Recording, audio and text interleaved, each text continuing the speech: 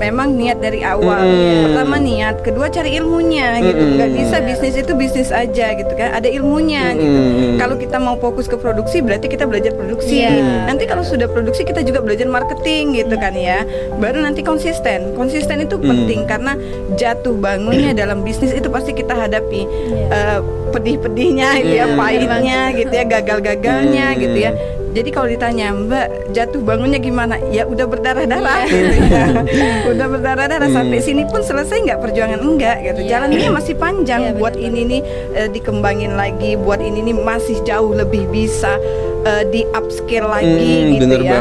Jadi ini nih nggak selesai juga sampai sini. PR kami masih banyak nih ke depannya gitu ya. Tantangan kami juga masih banyak. Semua orang kan bisa memulai bisnis dan bertahan selama itu. Biasanya sih orang-orang tuh kalau misalkan dia bisnis terus bisnisnya down, mereka langsung cut gitu. Benar. Oke. Pesannya mulai aja dulu, ya. Mulai aja dulu. Yang penting action. Nggak usah kebanyakan gini loh. Rencana proposal bisnisnya itu nggak usah kebanyakan dulu gitu ya. Nanti blunder sendiri gitu, jadi overthinking sendiri. Kalau kebanyakan rencana bisnis, dimulai aja dulu dari apa yang dipunya gitu ya. Mau apa? Tinggal cari unique value-nya dari produk kalian tuh apa gitu ya. Memang kalau mulai pasti nggak ada yang langsung sukses, nggak ada sukses itu saya instan. juga mau. Nggak ada sukses itu instan, nggak ada sukses itu yang langsung berdiri. Jatuh bangun pasti kita lewati bertahun-tahun gitu kan ya. Dan catatan ya, kalau nanti misalnya kesalahan yang banyak dilakukan bisnis pemula itu gini, uang modal suka dipakai buat keuangan pribadi gitu, nggak ada pemisahan nih. Ini uang modal, ini uang pribadi gitu. Jadi kalau mau memang usaha, ditahan dulu, puasa dulu nih gaya hidupnya gitu ya. Jangan ngikutin gaya hidup, nanti habis nih bisnisnya gitu ya. Jadi belajar ilmunya, mulai aja dulu, belajar ilmunya, konsisten gitu ya. Belajar sama yang sudah berpengalaman gitu. Cari ilmu sama yang sudah pengalaman.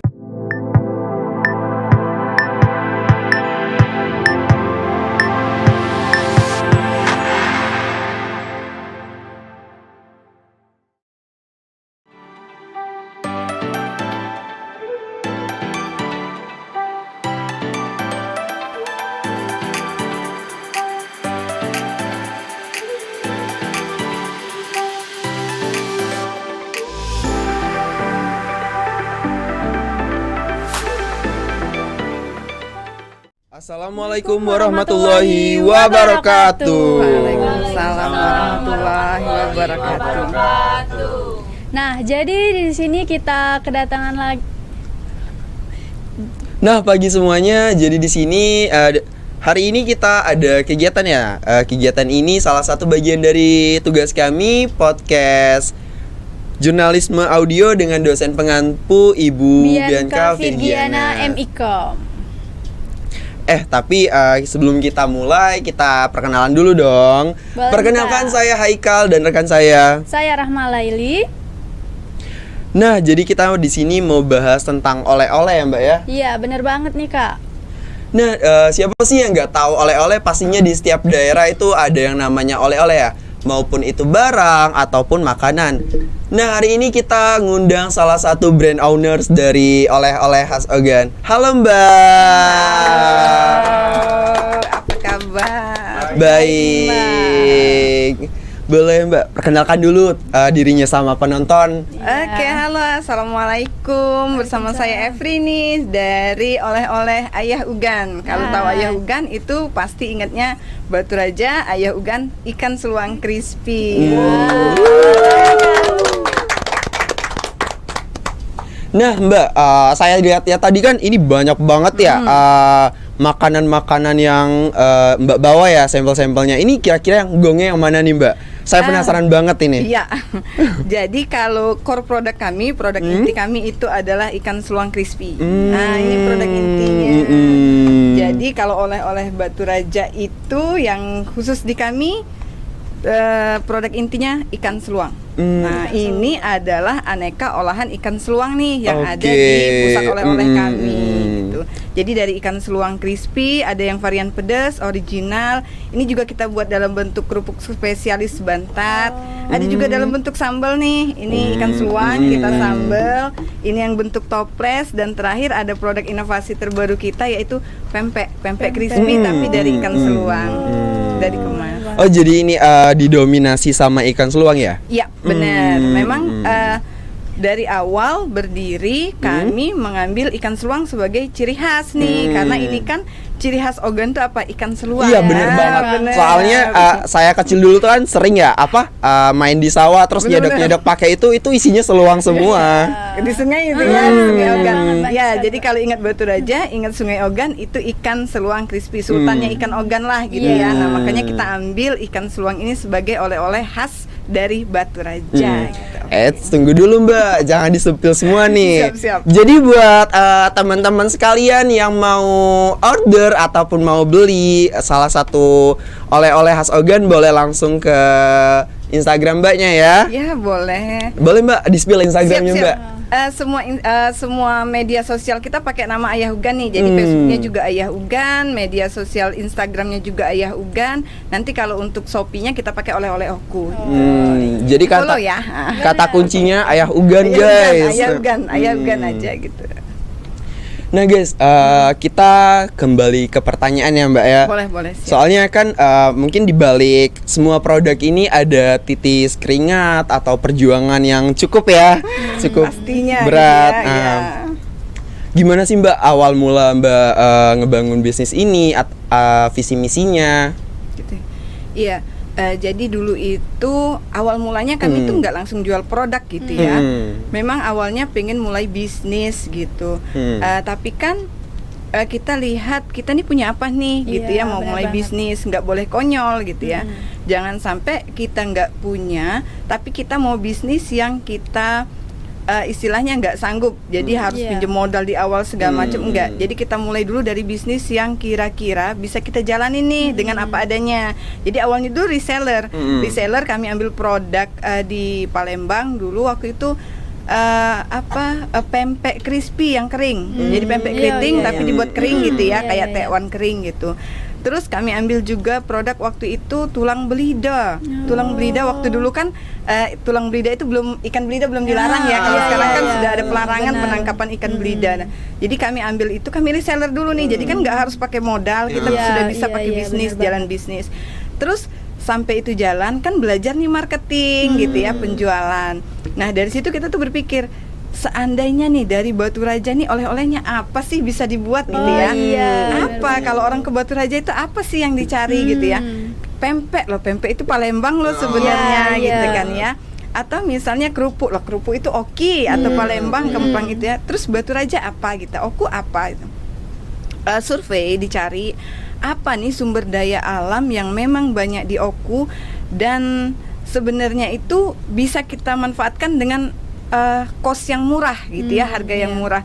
Akhirnya ketemulah bahwa ketika kita itu musim mudik, musim ikan sungai gitu ya, ikan sungai itu akan berlimpah-limpah, dan itu tuh kalau lagi musim ya nggak habis, itu benar-benar murah dan ikannya bisa sampai busuk itu, nggak termanfaatkan. Nah dari situ kita berpikir, kenapa nggak ini dimanfaatin aja nih sumber daya alam yang memang khas dari Batu Raja, Sungai Ogan. Coba kita olah nih jadi apa gitu ya, jadi makanan yang bisa kita buat tahan lama dengan nanti kemasan yang bagus gitu ya, yang bisa kita brand untuk jadi ciri khas dari Batu Raja. Nah itu titik awal mula, akhirnya ketemulah nih dengan ide ikan seluang crispy. Trial error dulu nih. Trial error dulu. Kan ikan seluang itu kalau digoreng ya, atau ikan sungai itu kan paling 1 hari 2 hari lempem gitu kan ya. Akhirnya kita teknik nih, cari belajar bagaimana supaya dia bisa jadi tahan lama, pakai bahan apa. Nah itu trial error hampir 8 bulan kita akhirnya menemukan resepnya. Akhirnya kita coba gitu ya, sudah lulus SOP baru kita coba nih pasarkan gitu ya. Awal dipasarkan itu ya underestimate ya orang-orang ya, kok bisa ikan seluang mahal gitu ya. Jatuhnya mereka menilai produk kita itu mahal gitu ya. Nggak apa-apa, berarti mereka belum teredukasi gitu ya, memasarkan produk yang dianggap low cost ke ke orang gitu ya, yang dengan nantinya setelah jadi produk itu harganya high value gitu ya, naik ya harganya, itu nggak mudah, itu tantangan gitu kan. Tapi nggak apa-apa, di situ kita mulai aja dulu gitu kan, jualan aja dulu ya. Akhirnya terciptalah ikan seluang crispy. Dulu kemasannya nggak langsung kayak gini. Dulu kemasannya plastik bening. Masih plastik bening. Kita cuma buat pakai stiker gitu kan ya.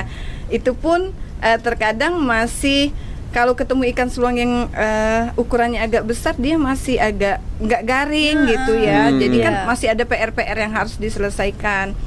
Itu kami mulainya di awal di 2017.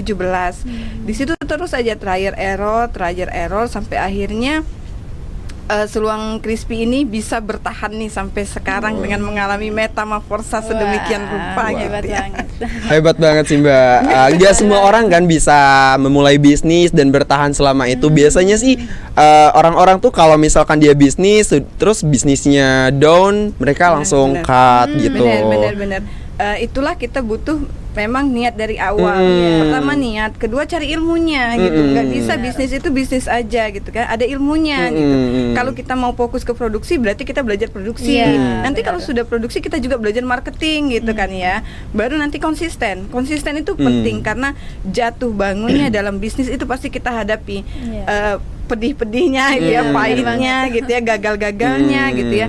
Jadi kalau ditanya, Mbak, jatuh bangunnya gimana? Ya udah berdarah-darah gitu ya. Udah berdarah-darah sampai sini pun selesai nggak perjuangan? Enggak gitu. Jalannya masih panjang. Buat ini nih dikembangin lagi, buat ini nih masih jauh lebih bisa di upscale lagi gitu ya. Jadi ini nih nggak selesai juga sampai sini. PR kami masih banyak nih ke depannya gitu ya. Tantangan kami juga masih banyak gitu. Yang penting konsisten aja. Konsisten, terus tetap cari ilmunya gitu. Jangan puas udah sampai punya produk puas, enggak. Cari lagi ilmunya, terus konsisten lagi, belajar lagi sama guru-guru di luar sana. Ketemu lagi circle-circle yang bisa kita sharing ilmunya, yang bisa berbagi ilmunya gitu. Iya Mbak, Mbak selain jadi owner oleh Khas Ogan ini, apa sih Mbak profesi Mbak di balik layar? Kegiatan Mbak sehari-hari. Kalau sekitar 5 tahun yang lalu saya jadi guru. Tapi karena bisnis itu nggak bisa sambilan, harus fokus. Saya resign. Saya resign 14 tahun saya ngajar, akhirnya saya resign, saya milih untuk bisnis aja gitu ya. Jalanin di bisnis aja karena memang bisnis itu harus fokus nggak bisa disambil-sambilan gitu ya, fokus. Tapi akhirnya kesini ketika dia udah jalan, kita udah punya nih pegawai nih ya, dapat lagi. Kalau sekarang sih saya juga ikut terjun di English Acceleration, jadi bantu ngajar di sana gitu. Bantu kegiatan di English Acceleration. Soalnya tuh kalau misalkan kita lagi bisnis terus digabungin sama kegiatan lain, jadinya kayak amburadul gitu nggak sih? Bener. Iya kan? Memang niat dari awal. Pertama niat, kedua cari ilmunya gitu. Nggak bisa bisnis itu bisnis aja gitu kan. Ada ilmunya gitu. Kalau kita mau fokus ke produksi, berarti kita belajar produksi. Nanti kalau sudah produksi, kita juga belajar marketing gitu kan ya. Baru nanti konsisten. Konsisten itu penting karena jatuh bangunnya dalam bisnis itu pasti kita hadapi. Pedih-pedihnya gitu ya, pahitnya gitu ya, gagal-gagalnya gitu ya. Jadi kalau ditanya, Mbak, jatuh bangunnya gimana? Ya udah berdarah-darah gitu ya. Udah berdarah-darah sampai sini pun selesai nggak perjuangan? Enggak gitu. Jalannya masih panjang. Buat ini nih dikembangin lagi, buat ini nih masih jauh lebih bisa di upscale lagi gitu ya. Jadi ini nih nggak selesai juga sampai sini. PR kami masih banyak nih ke depannya gitu ya. Tantangan kami juga masih banyak gitu. Yang penting konsisten aja. Konsisten, terus tetap cari ilmunya gitu. Jangan puas udah sampai punya produk puas, enggak. Cari lagi ilmunya, terus konsisten lagi, belajar lagi sama guru-guru di luar sana.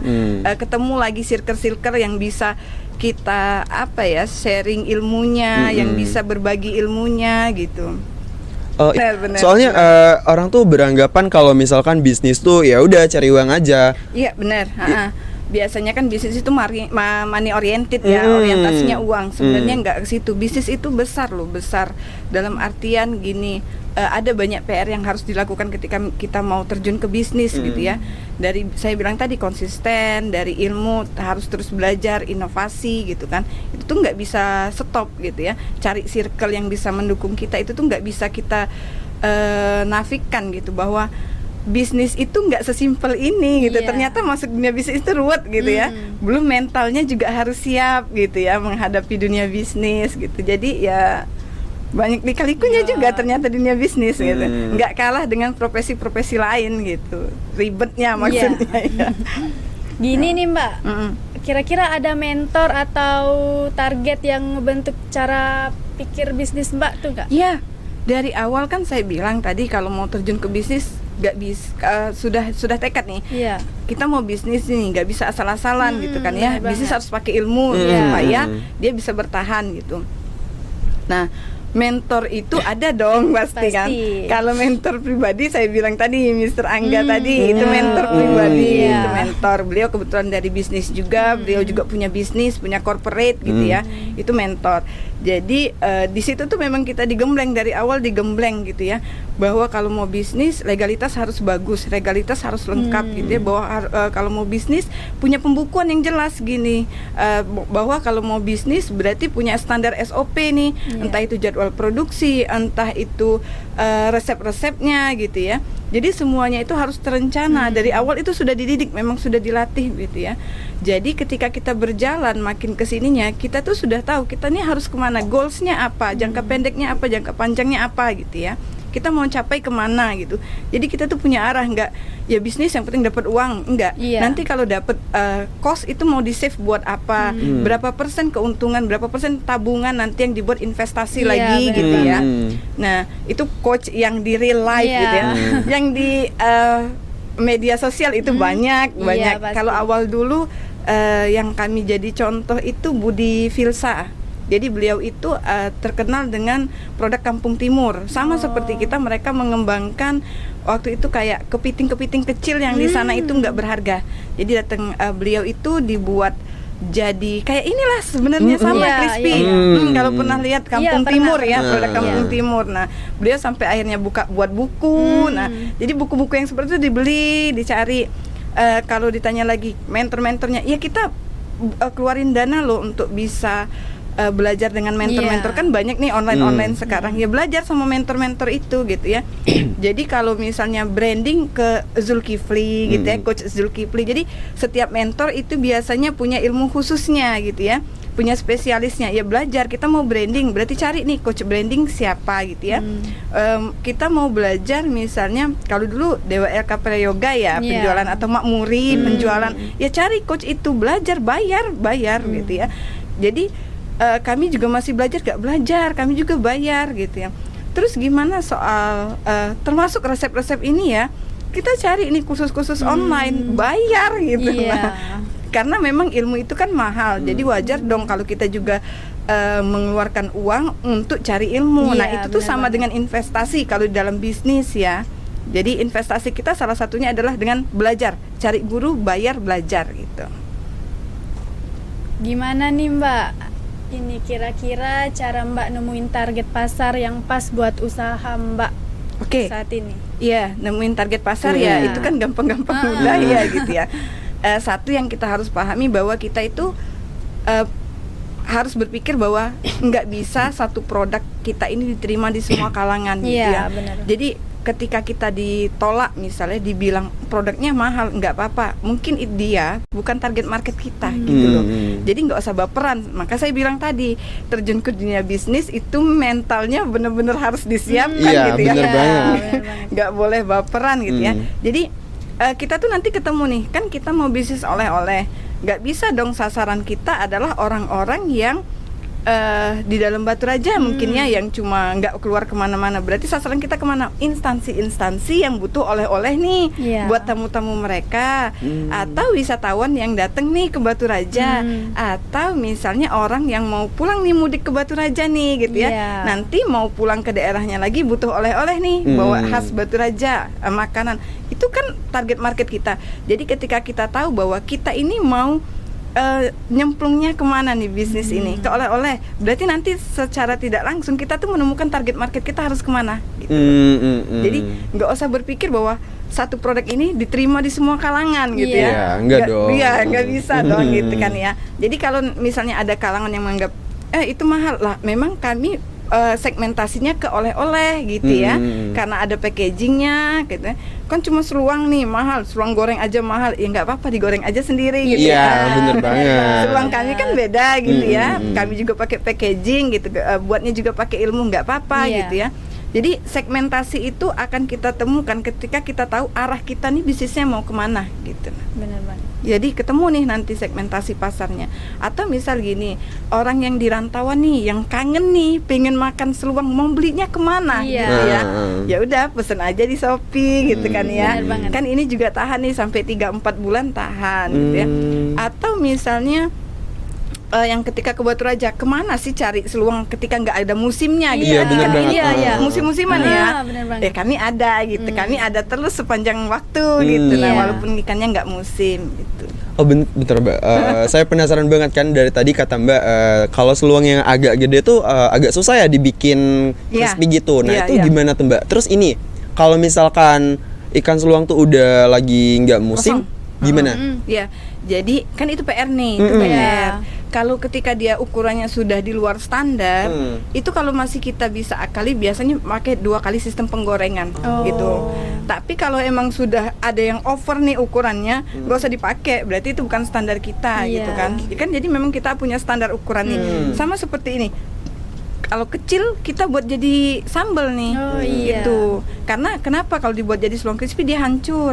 Kan pakai benar-benar. nanti alat spinner nih pengering minyaknya, Iya, pengiris ya. Yang puter-puter itu ya? Iya benar, dia hancur. Jadi buat apa? Buat sambal. Jadi nanti ada kategori. Jadi kalau yang besar tadi gimana?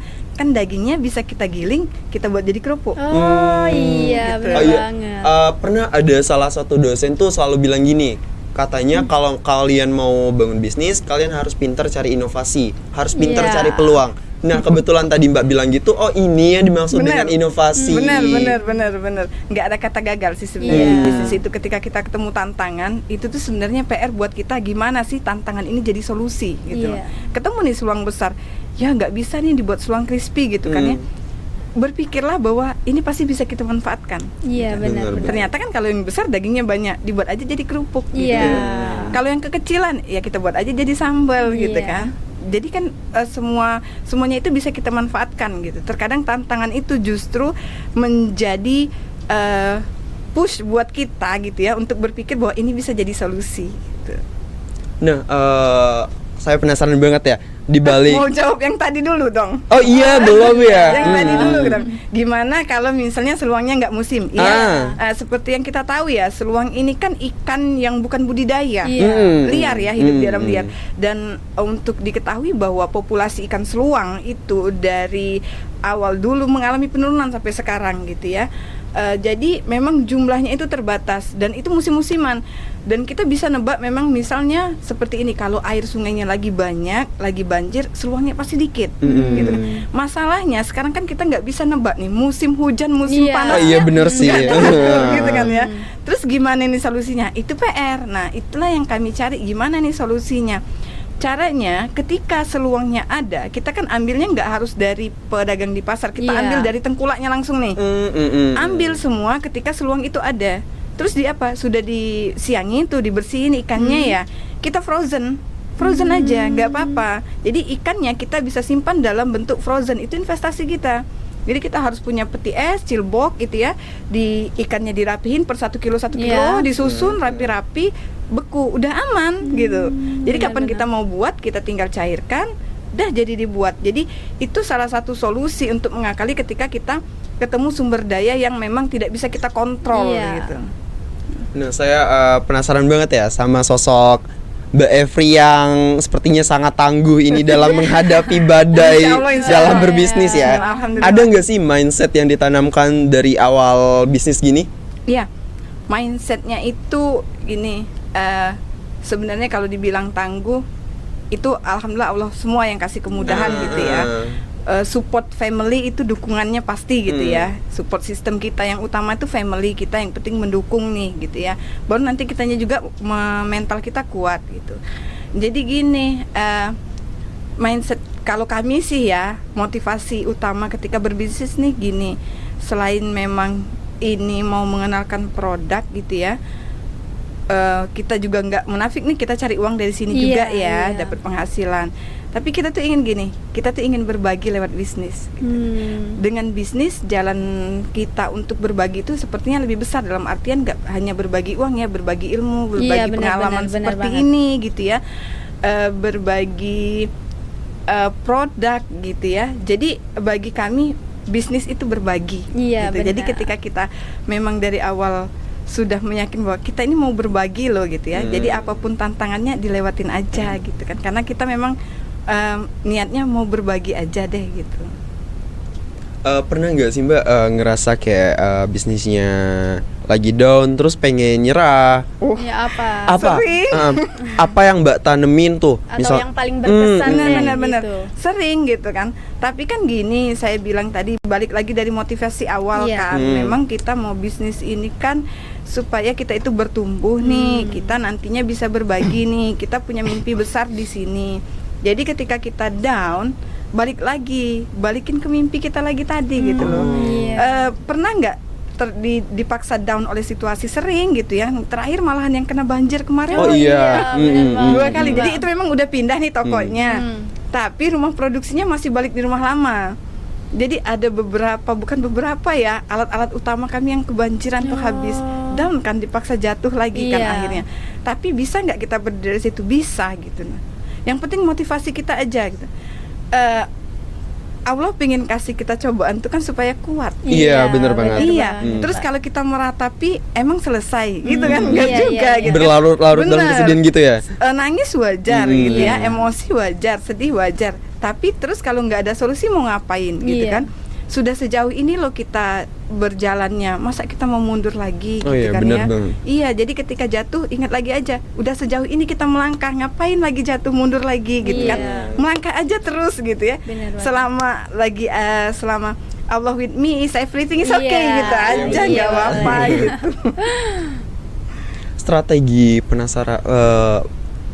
Strategi pemasaran apa sih Mbak yang Mbak lakuin buat memperkenalkan bisnis Mbak?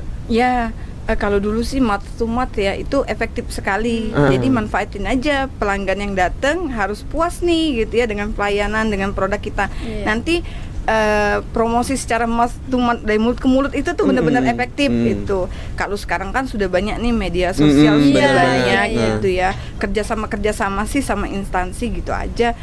Nanti juga kebuka sih jalannya, banyak ini kerjasama juga sama UMKM lain gitu ya. Jadi gini, kami nggak pernah berpikir bahwa sesama pedagang itu kita saingan, enggak Iya. gitu ya. Dari awal kita itu partner bisnis. Jadi makin kita banyak partner bisnis, itu pintu-pintu rezekinya makin kebuka tuh Iya. sebenarnya gitu kan ya. Jadi ya jalin kerjasama yang baik gitu ya. Kalau media sosial sih yang utama sekarang, malah itu jadi PR kami sih kesininya, kami tuh harus lebih banyak lagi belajar digitalnya ya, digital marketing gitu ya, harus lebih dipelajari lagi gitu. Gimana sih Kak cara Kakak buat ngebangun tim yang kompak, mungkin dari bagian dapur ya? Kan utama itu ya buat memproduksi. Itu gimana sih Kak tipsnya? Perlakukan mereka sebagai keluarga gitu. Perlakukan sebagai keluarga, kita terbuka nih, kita pinginnya apa gitu ya. Ketika mereka kita rekrut mereka, kan kita udah terbuka nih di awal. Kita kerjanya bagaimana, SOP kita apa, kita kasih tahu nih sama mereka. Kan mereka nanti ada training dulu. Mau nggak? Kalau memang mau, ayo join gitu ya. Kalau nggak mau, ya nggak apa-apa, kita cari orang lain aja yang memang mau gitu kan. Terus nanti di kami itu terbuka ya. Jadi kalau misalnya produksi, dia bakal ngerjain produksi seluruhnya gitu. Resep-resep segala macam itu dikasih loh, ditempel loh. Kalau kalian datang ke tempat kami, itu nggak ada rahasia loh. Jadi jangan pikir bahwa apa sih resepnya ikan selang crispy, Iya, boleh tahu nggak? iya. Datang ke rumah itu tertempel loh, jelas gramasinya Oh, seluruhnya, iya. kelas itu. Nggak apa-apa. Oh kan kemarin kita sempat datang ke tempat kakak Iya, produksi iya. ya. Benar Saya juga banget, sempat tuh lihat di atas kompor ada tempelan-tempelan kertas. Itu resep ya? Bener, semuanya resep. Anak-anak Unbara yang kalau misalnya magang itu ya, silakan aja siapapun yang datang, mereka bakal bisa melihat resep kami dengan gramasi yang jelas. Gitu. Jadi nggak ada yang kami tutupi gitu, nggak ada bahan-bahan yang apa ya yang disembunyiin nggak ada gitu ya. Jadi perlakukan semua pegawai itu sebagai keluarga. Kita Iya. komunikasi, kalau ada yang salah kita komunikasikan gitu ya. Dari awal dari pagi kan kita briefing, kita maunya apa, hari ini mau produksinya apa gitu. Terus tuh kan SOP-nya jelas ya, jadwal produksi hari ini apa, target kita berapa, itu tuh jelas. Jadi mereka bakal bekerja di bawah SOP yang jelas, panduannya jelas gitu. Nah Kak, kita kayaknya kita mulai masuk ke pertanyaan yang agak berat ya. Iya. Wah, seberat apa itu ya? Pernah nggak Boleh, sih boleh, Kak boleh. ceritain tantangan yang terberat Kakak selama bisnis ini tuh apa? Iya, tantangan Struggle-nya gitu. Iya, tantangan terberat kemarin itu kalau kita tahu semuanya ya, semua pelaku usaha itu mengalami yang namanya down ketika kita kemarin pandemi gitu ya. Pandemi kemarin itu malah sampai buka toko tutup lagi gitu kan ya. Iya, itu tuh benar salah satu tantangan terberat sih yang kita hadapi gitu ya. Pas pandemi. Jadi waktu itu kita sudah buka toko, tapi karena memang waktu itu kan diterapkan di zona merah ya, Iya, zona merah naik ke zona turun ke zona oranye, naik lagi zona Iya, merah lagi benar. gitu ya.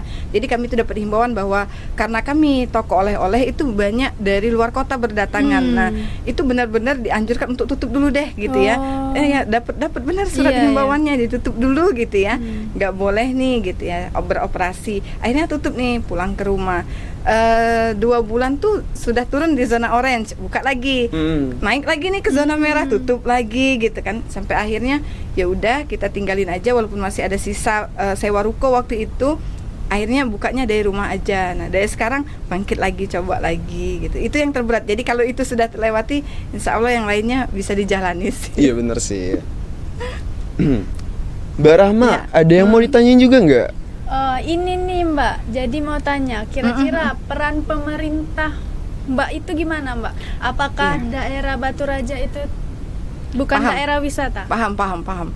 Jadi sampai saat ini sih peran pemerintah itu buat kami ya itu bagus sih, kan karena ada instansi yang namanya UMKM ya, Dinas Iya. Koperasi dan UMKM itu juga menaungi banget.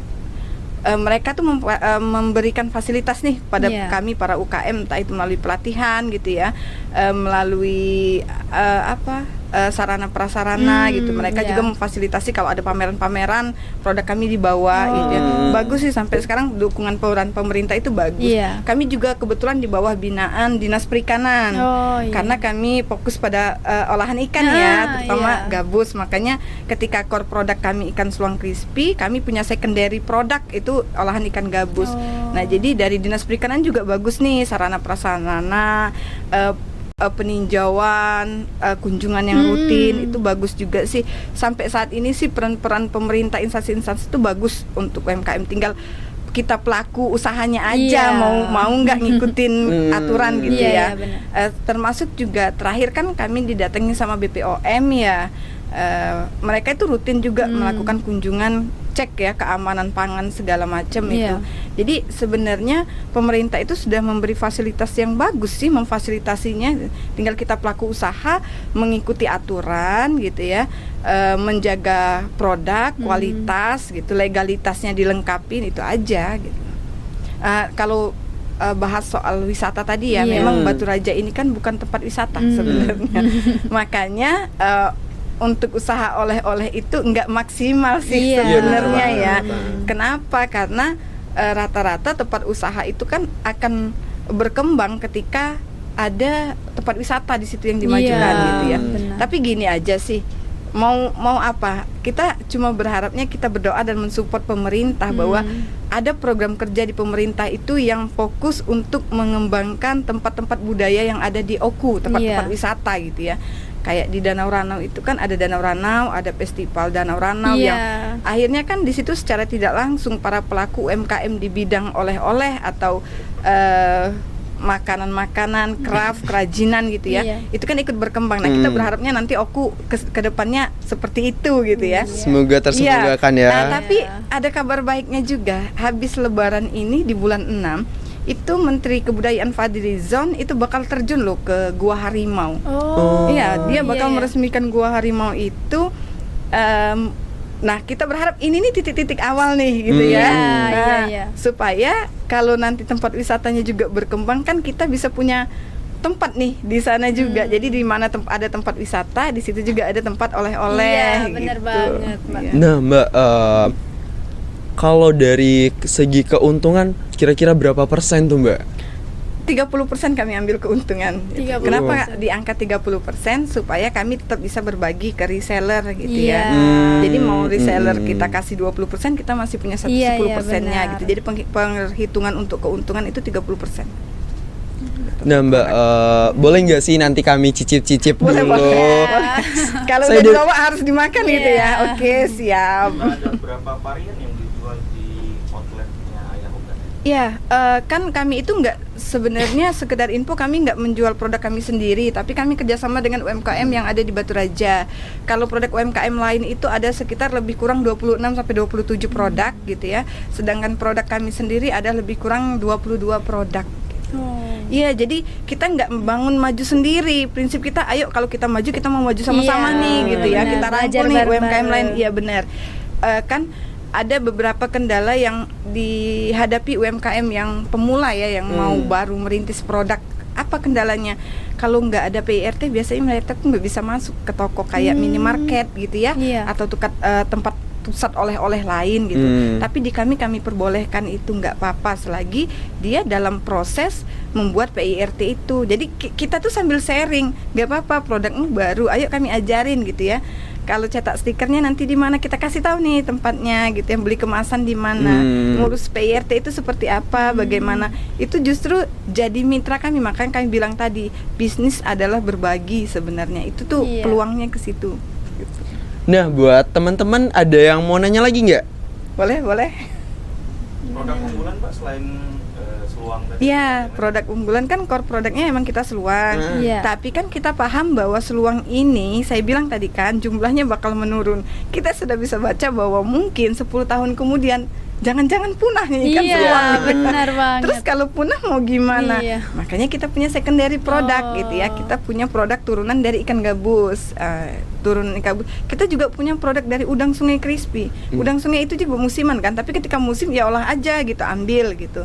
Kita juga punya persambelan kayak gini. Tempoyak itu kan ada musimnya. Iya. Terus kalau nggak musim gimana cara orang mau konsumsi tempoyak? Jadi buat sambal aja di dalam kemasan gitu ya. Jadi sampai saat ini memang PR kami adalah memberdayakan atau mengolah sumber daya alam yang ada, entah itu musiman kah, entah itu memang ada sepanjang tahun, untuk bisa dikemas menjadi oleh-oleh yang bisa dinikmati nih oleh semua orang iya. gitu. Benar. Nah, Mbak, ada nggak sih pesan buat kami para Gen Z yang mau banget. memulai bisnis ya? Atau UMKM yang baru mau Iya. mulai. Oke. Pesannya mulai aja dulu. Ya, mulai aja dulu. Yang penting action. Nggak usah kebanyakan gini loh. Rencana proposal bisnisnya itu nggak usah kebanyakan dulu gitu Iya. ya.